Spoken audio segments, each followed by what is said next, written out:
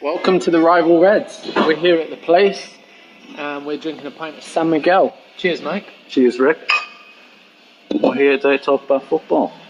It's a little more low-key and down-tempo than last time. We were told that football would be coming home, but in the end, it was the England team that ended up coming home. Not yet.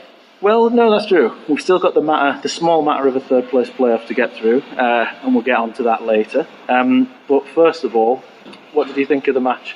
England obviously lost to Croatia in extra time. What do you make of the performance? I think it was a bit of a mixed bag, wasn't it? The first half performance was full of promise. The second half we tailed off, and then extra time it just kind of went apart, didn't it?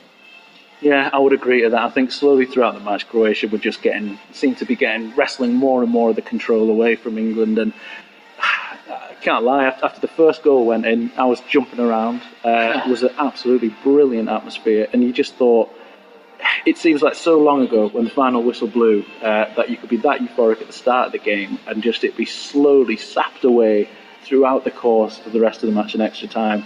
I think we started strongly and then it just got progressively worse. It was a bad game to watch, to be fair, wasn't it? Even if you were neutral, I don't think you could have enjoyed that game. I don't think it was entertaining in any way. No, it was two tired teams who'd obviously played a lot of football, and I think England tired more than Croatia did, despite what we were saying before the game and despite what the pundits thought. Sterling looked rampant in that first half. He looked like he was really up for it. And then when they retreated they dropped off 10 yards in the second half, and he just looked like he either was too tired or couldn't be bothered to get in behind. I believe either of Sterling, to be honest. But I think we then looked like we just had no options at all. We all of a sudden went long ball. We weren't looking really to exploit any of our strengths. Yeah, every time our midfield got the ball, which was rare in the second half, we seemed to be passing it out of play. We seemed to be struggling to transition through the team. So we then just seemed to resort to long ball the whole way through. It certainly seemed like that. I mean, after starting so well, Trippier obviously scoring a fantastic free kick after I think it was 3 or 4 minutes on the clock at that point. Pause and appreciate how awesome that was, by the way. Absolutely brilliant. I mean, we talked in the last pod about needing a specialist free kick taker or a specialist set piece taker in your team. I don't think either of us really had Trippier in as the person to slot home a 20-yarder right in the top corner. Looked effortless, absolutely effortless. It was brilliant. And I think had we maintained that tempo, to be fair, we could have been away and out of sight in the first half. Had Kane had more awareness to pull it back for Sterling. To be fair, Sterling probably would have missed it given his form in this tournament. True, but had he had the awareness to pull it back, 2-0, bang, we're there. We had so many opportunities.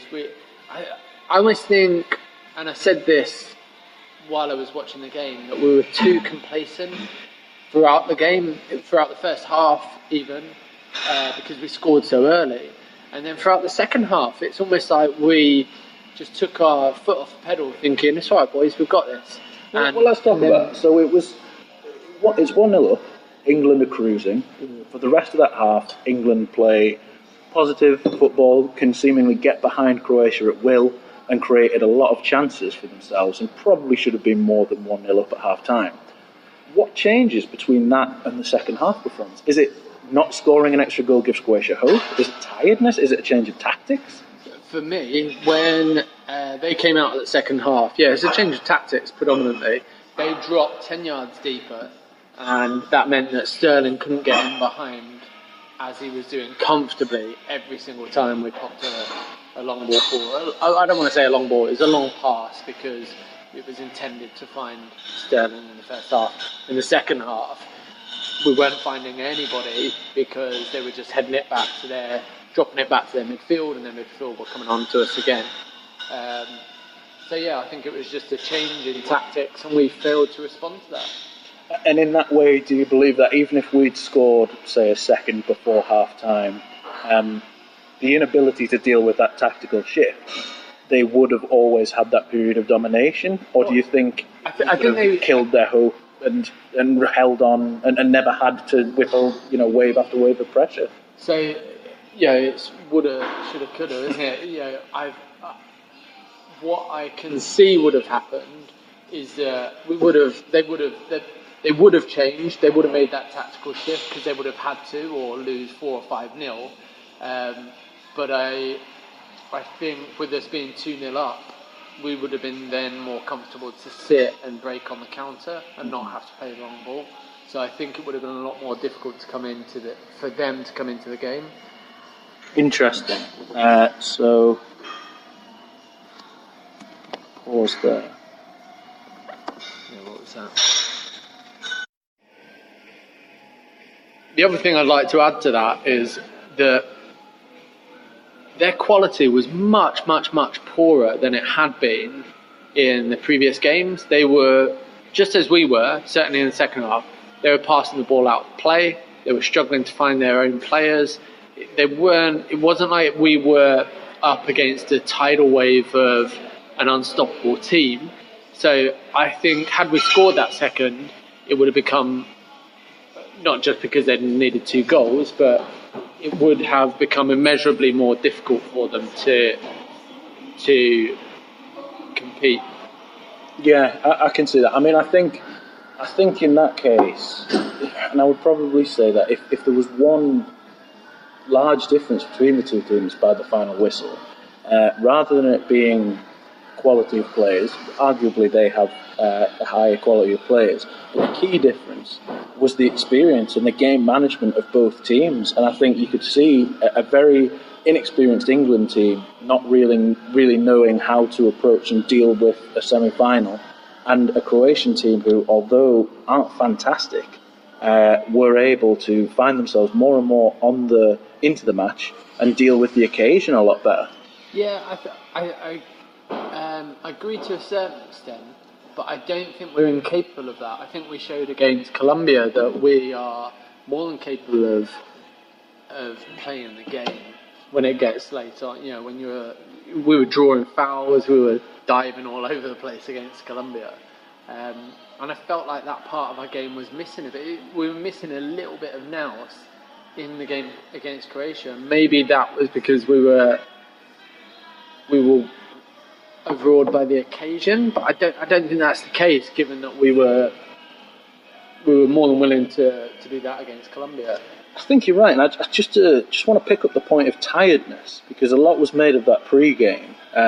Croatia was supposed to get tired. They were supposed to be the team who's played 2 extra time and penalties on 2 occasions, and were supposed to be the ones who tired more as the game went on. I think Gary Neville's sort of famous last words before the game said, "If it gets to a stamina race, we will win."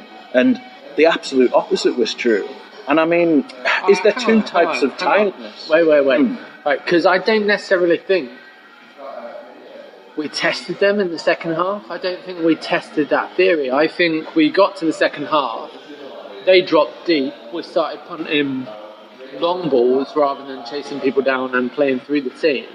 And I think there was no exertion of pressure from us to force the issue on their tiredness. I think. And do you think that was a physical, like England were too tired to do that themselves? No, I don't think that's the case. I think because we have done it previously. Yeah, we have done it, and I think we just resorted to. It was working in the long ball, wasn't it? Playing in the first half, playing the long pass or the long ball down to Sterling. I think we just started hitting our heads against the wall with it. We just only did that. There was no second option. And I think that was so easy for Croatia to cope with that they didn't have to step up. They didn't have to cover as many sprints as they would do in a. Yeah, I'm interested to see if the stats bear this out, but I bet they didn't do half as many sprints in the game against us as they did the previous 2 games. Ah, true. Yeah, that would be interesting. Or possibly even less sprints and less running than England did at the end. Yeah. I mean, on the question of tiredness, I think that Croatia didn't seem... It was England who were dead on their feet by the full-time whistle, and I think that's partially because of not just physical tiredness, but mental tiredness. I think the occasion to England made all of the difference, where to Croatia they were far more able to deal with that. And I think also that the mental tiredness is almost translated into the physical as well, where for the first 10 or 15 minutes, that nervous energy and that absolute high tempo England were really playing with. But towards the end, I feel like they didn't have enough energy to keep that up, to keep that high press, to keep that closing down, and they just felt Kane wasn't able to chase down lost causes or really put his weight around, and the resort to long balls was as a result of being more tired and less physically able to do that, because they were mentally exhausted. You said that you thought Croatia were more mentally fit to cope with the pressure. What do you think? That's just an age thing, or do you think their individual players have won more and therefore are more comfortable with the knockout format? What is it? I think it's both. I think that their players individually have won everything that there is to win in world football. You look at the likes of Modric has won more trophies than the entire England team, the entire England starting 11 there. Rakitic, but that's one player. Did he do it on his own? No, that's true. He's got the game experience himself, but I mean, along the line, Rakitic has played in a Barcelona team that's conquered all. The Croatia defence has so many caps and experience at international level. I mean, as we were talking about a bit before, if you look at the three standout players from England, and I would say that you can argue about it, but there were probably Trippier within the game, within the tournament as a whole. And you'd be looking at Trippier, who himself I think had about 3 or 4 caps prior to this. Henderson, who although was capped quite a bit, was arguably inexperienced at that level. The Champions League final aside, he's not really been used to playing games of that magnitude. And you look at Harry Maguire, who again has had a handful of caps before this game, and yes, they've had fantastic breakout performances, but I think if you compare that to the core of the Croatian team, Pickford as well, exactly. That's another example of a player who has had a fantastic tournament and will grow in the tournament. Kane. Well, exactly. He's a young lad himself, and he'll have more World Cups in him. Whereas that Croatia team, I think, is if not at their peak, certainly has got much more experience to be able to deal with a big game. And you could see it in the second half when Croatia were just very tactically playing it from one side to another and actively looking to tire out England. And I think if both teams came into the game at a similar physical condition, or even England at higher physical condition, it was the game management that allowed the Croatian teams to still be on the feet at the full-time whistle. So something that the pundits mentioned during the commentary was the switch of play from left to right, and when our wing backs were pushed back, we were unable to control the midfield, and then when we're switching play left to right, it stretched our midfield, our 3 men in midfield, way right across the pitch, and we couldn't cope with that. Yeah, and that's a lot of running as well. It's a lot of running that's been asked to do to deal with that. And every time it just takes a bit more out, and you could see them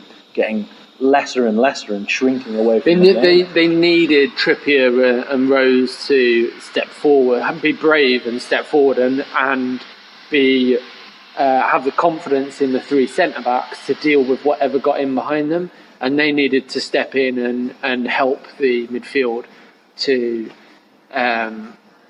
basically regain possession as we did in the first half, and maybe it would have changed the game. I mean, that, like you say, maybe that's a case of experience, maybe not, but I think it's partially that. And I mean, that again is not necessarily just a point on the players. I mean, if you look at the relative inexperience of Gareth Southgate, not saying that he is at fault for this at all, but perhaps he will learn after this tournament that way of playing football, whilst it is an exciting way to a sort of swashbuckling style, whatever you want to call it, in big games, there are certain times where maybe you will need to reserve your energy a bit more and be a bit more careful and look to take a bit more out of the opposition than he did previously. And that'll come with experience for him, I think, as well. He said at the start of the tour, well, when he took over, I think, not even at the start of the tournament, that the plan was never to win this tournament. That's not the intention. The intention is to win the World Cup in 2022.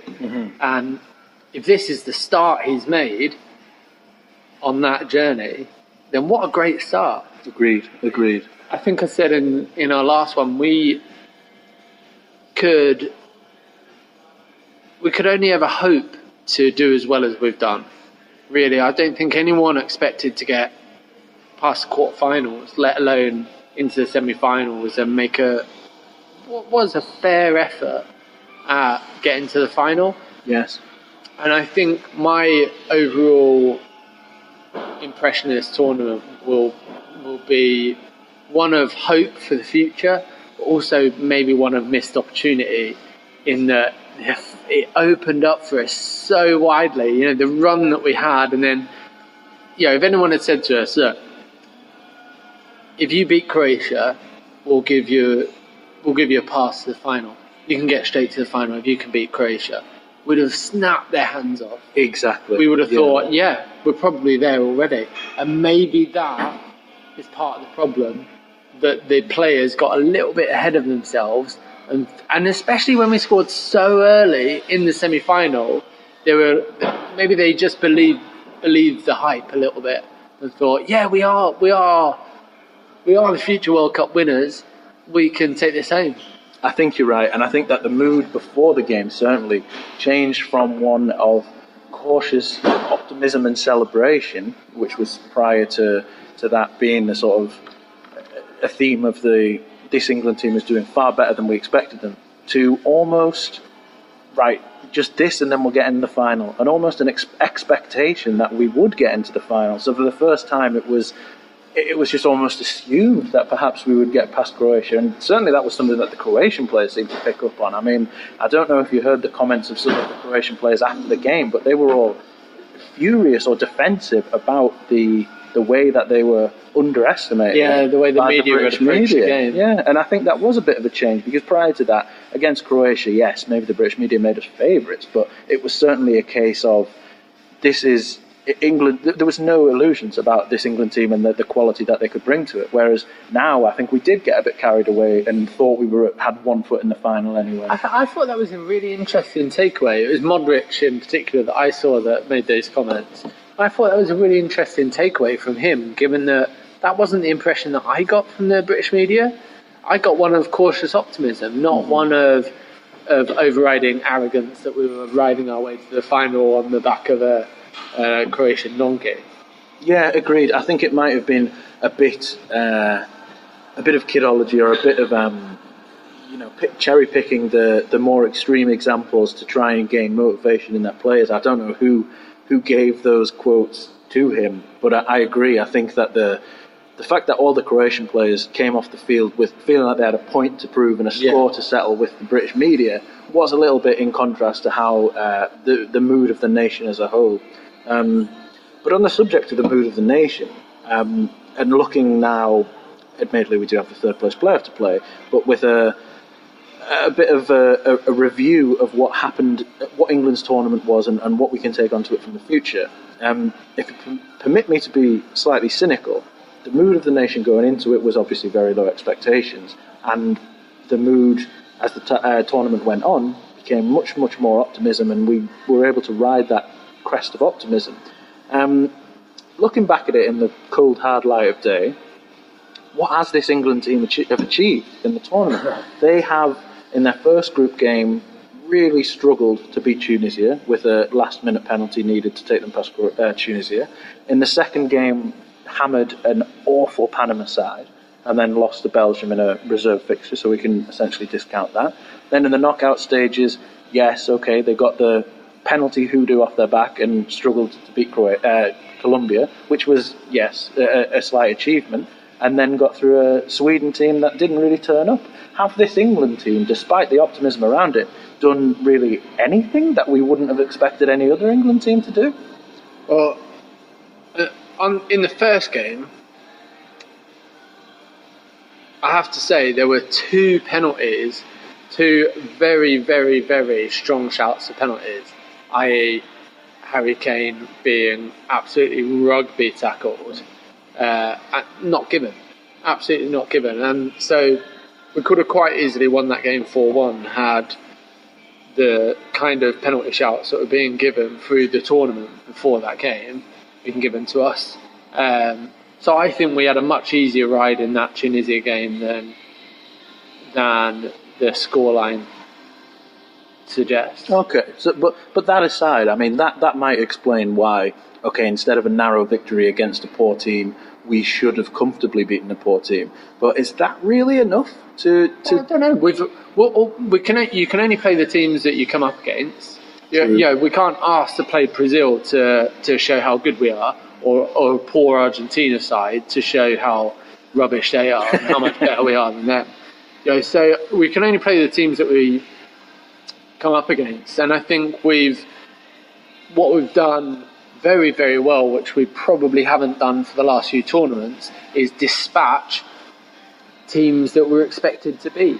We're only ever really between 5th and 15th in the world rankings, and although some people might not agree with how they're put together, and Wales rise to the top is absolutely shocking based on who they choose to play in friendlies or not play to game the rankings, I think they're largely a good reflection of where you are in world football at that time. And if we're only ever between 5th and 15th, then how can we ever expect to finish beyond the quarter-final, really? And if you look at that, then finishing 4th at a World Cup is a great achievement. Or third. Or third, we'll see. But finishing in the top 4, getting to the semi-finals is beyond expectation. And I think should we... I don't necessarily think we should have... I don't think anyone expected more than that. True. So everyone should be happy with where we've got to. And my takeaway is certainly going to be hope for the future, and I hope that's everybody else's as well. I agree with you that this is perhaps the first tournament that there have been realistic expectations, and maybe that's the big difference, that England didn't go into it expecting to finish as finalists or beat some of the big boys in the world, and weren't disappointed when that didn't happen. And I am, to some extent, being a bit of a Grinch, trying to downplay what has been a very real... big part of what's made this summer of 2018 quite special, along with the incredible weather and everything else. It's gone hand in hand with England football team not letting you down. All I'm cautioning for, however, is that this doesn't turn into the English habit of congratulating the best runner-up. Or I think I know. To some extent, it goes with the talk about should there be a parade for this England team when they come back? Should there be should the fans have the option to celebrate the 4th or 3rd place? There's a big call for the fans who obviously didn't get the chance to go to Russia. If people want to turn up at the airport and thank them for their efforts, I'm all for that. But a bloody parade? Are you serious? Exactly, and that I think will be buying into the. You've done very well. That's all that can be expected of you. Yes. Whereas, can you imagine Germany doing that? Or any other team? No, that would be embarrassing if that happened. And I don't think that will take place. I think I would like to think that we don't go into the next European Championships thinking that we are going to win it by right because Harry Kane has bagged another 30 goals over each of the next 2 seasons.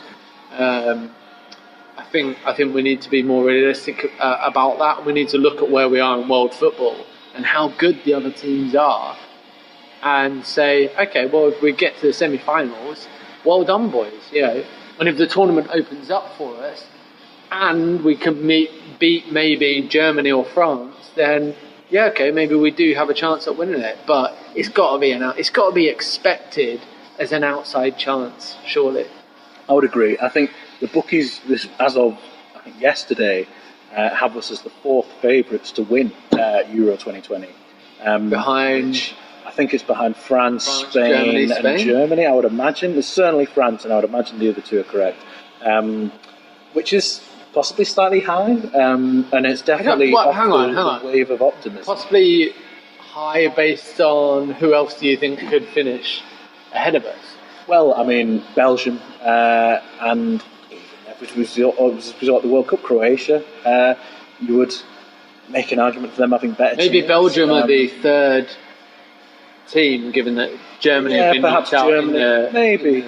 But I suppose if we are not even in the top 3 teams, or the top 2 teams in the world, i.e. have reached the World Cup final, in the smaller pool of the Euros, perhaps it's a bit high, and it's certainly, I think, in reflection of the optimism of the tournament rather than maybe our standing in world football. I don't know if you go down the FIFA World Rankings whether we are the 4th highest rated European team, for example. Well, I mean, traditionally, teams that I would have put ahead of us, such as Italy and Netherlands, didn't even make the World Cup. True. So I think it would be fair to put us ahead of those two. I think there's an argument to say that France and Croatia are ahead of us, and I think that possibly Belgium as well, given that their second string beat our second string. As much as you can make a comparison based on that. But then Germany getting knocked out in the group stages shows a weakness there. Portugal, I don't think, gave a very good account of themselves. And Spain got beaten on penalties by Croatia. So I don't necessarily think... And I think a lot of their players are ageing. I think they're at the moment on the wane. And unless we start to see some superstars come through like we did maybe 8 years ago with Spain, I don't necessarily think that they would worry me if we came up against them. So I don't necessarily think semi-final is a ridiculous thing for the bookies to be. Yeah, there's certainly green shoots and reasons, a hell of a lot of reasons to be optimistic that we can take away from this tournament, I think. Just a correction there. Spain went out to Russia on penalties. I'm sorry, they did. Yeah. But yeah, point still completely stands as is. So, how was your pint been, Mike? Yeah, not bad at all. Good to hear. So, thanks for listening, guys, and we hope you tune in next time. Cheers, guys.